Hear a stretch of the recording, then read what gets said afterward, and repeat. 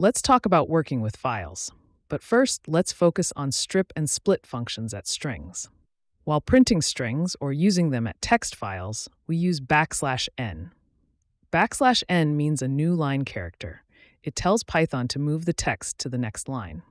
When we use the strip function, it removes the new line character \n from the end and beginning of each line. Let's see it in our example as before and after the strip function. Let's now explain what split function does. The split function divides a string into smaller parts called substrings. You tell Python where to split by giving a separator, for example, a space, a comma, or a colon. In this example, our text has a colon between the name and the score. So we use split to tell Python, cut the string wherever you see a colon. The result is a list with two items, the part before the colon and the part after it. I uploaded a text file to Google Colab. The name of the file is exam.txt. It has 12 names, and each name has the result of an imaginary exam.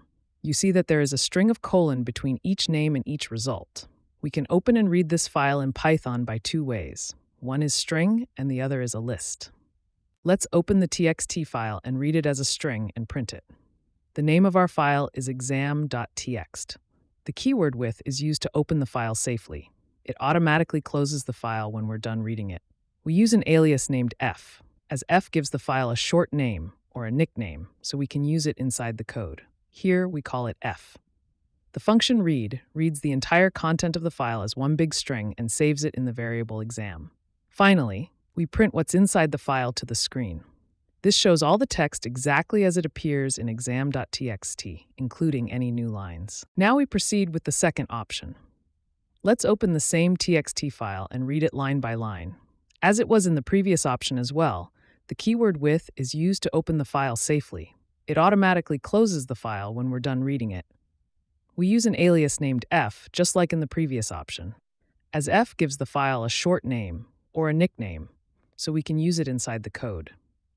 The function readLines reads all the lines from the file and returns them as a list. Each line in the file becomes one item in that list, and every line still includes the new line character at the end. The list is then saved in the variable result. Finally, we print what's inside the file. This time, instead of one big string, we see each line as a separate list item, including the new line characters. Knowledge Club, the bridge to the future.